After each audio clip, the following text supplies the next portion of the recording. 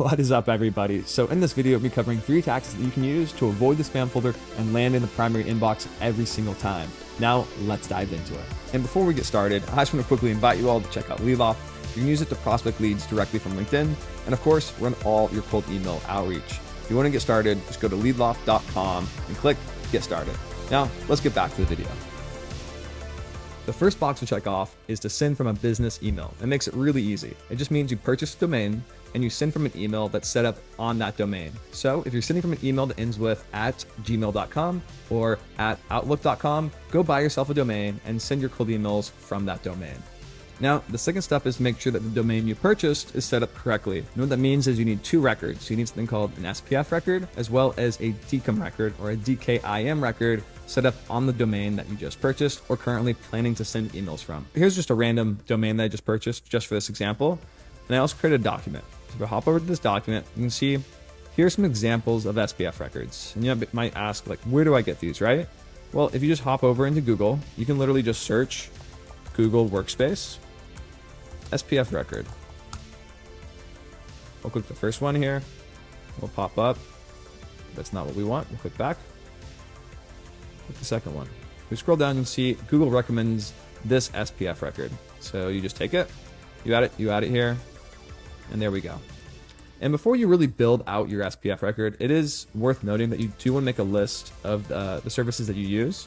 I'm using Google, MailChimp, and SendGrid.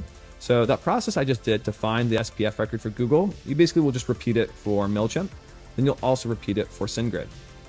So if you hop back over here, I might click back, then I might just say MailChimp SPF record. We'll click here. It's worth noting you do want to make sure you do find this SPF record from the website itself, not from some third-party website. So scroll down. We're looking for it. There's DKIM. Here's SPF. So they want to make sure you have this. You can go ahead and just copy that, copy it, go back, and we'll add it here. And there it is, right? So now once you've done that, what we need to do is we need to build it out. So you can only have 1 SPF record at a time. Here we have 3, so let's combine them. And when you combine them, this is what it will look like below. And let's just rebuild it just to make sure things are super clear. There's the first one. So now we have SendGrid.net.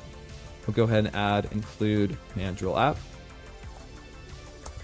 We'll also include Google. There we go.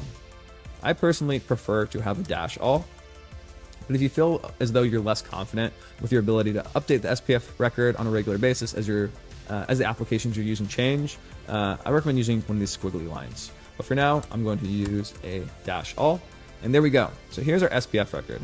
Now let's go add it to our domain. So hop over here. Here's the random domain I purchased for this example.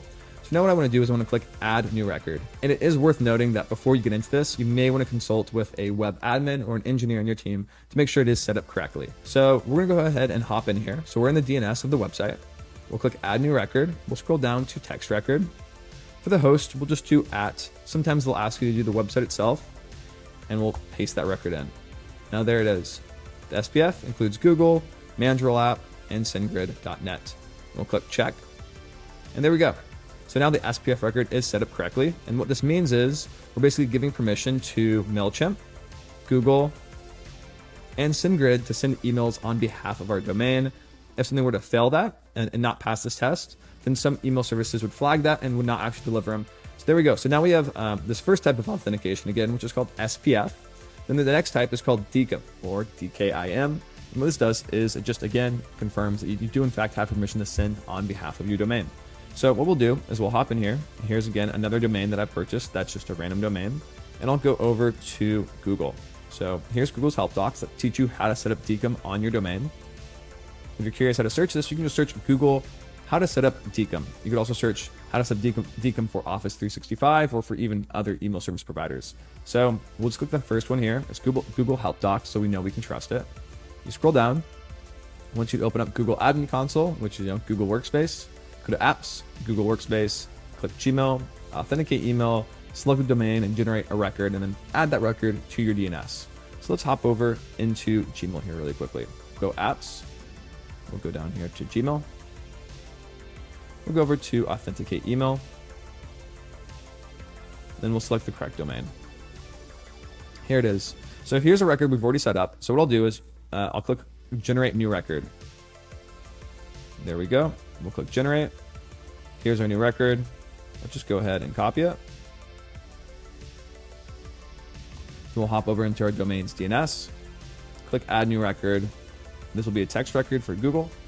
However, keep in mind in Microsoft, sometimes they'll ask you to do a CNAME, and that's just because the syntax is different. But a DKIM record may be added as a text record, but it also may be added as a CNAME record, just depending on the syntax and basically the service you're using for the most part. The host in this case is recommended by Google, so we'll just copy this as well. And again, we'll just paste it into our DNS. Once we've done that, we'll click the checkbox. There we go, and now it's been added. Another thing worth noting is that sometimes the encryption key does not actually work for all domain DNSs. Sometimes they have a limit of around 1024. In that case, you may need to generate a new record and then just click 1024 because 2048 might just be too much.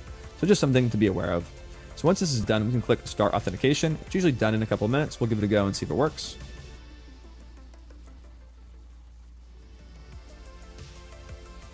And there we go. The domain has now been authenticated, which is great. So that is how you set up DKIM for a domain as well as SPF. If you do have any questions, just feel free to leave them in the comments. Otherwise, we're going to hop into the next step. So let's just jump right into it. Now, the first tactic to warm up your domain or your email is just subscribing to newsletters. And this works really well for brand new emails. So what you can do is you can hop into a website like LeadLoft, go to our blog, enter in your email, click subscribe. You could also go over to The Hustle, for example, enter your email, yes, I'd like to receive additional marketing emails, and click join. Again, Morning Brew, do the same thing. And basically you just want to duplicate this process across 20 or so newsletters. And what we'll do is you're going to start receiving lots of emails, lots of newsletters. And this is indicative of an email that's actually in use. So do this across like 20 or so newsletters just to get lots of activity going in your email. And after that, you're probably good to go. The next tactic is to use something called email warming services. And these are designed specifically for cold email. The software that we like is something called the Warmbox. You can see it here. It's built for cold email. And if you sign up, what's going to happen is you're going to see this. So what will happen is you will connect your email. It will send emails from you to random accounts on their end. And if you are landing in spam, what their accounts will do is they'll actually mark you as not spam. They'll probably mark you as important. And then what this does is increase the chance that you're landing in the primary inbox folder and essentially improves the results of your cold email campaigns. You can also run this for a couple of weeks before actually starting your cold email campaign, and it will improve the results of your campaign as well. And there you go. Those are a few tactics you can use to avoid the spam filter altogether. If you have any questions, feel free to leave them in the comments or just reach out to our team directly. We are here just to help out as much as possible. See you in the next video.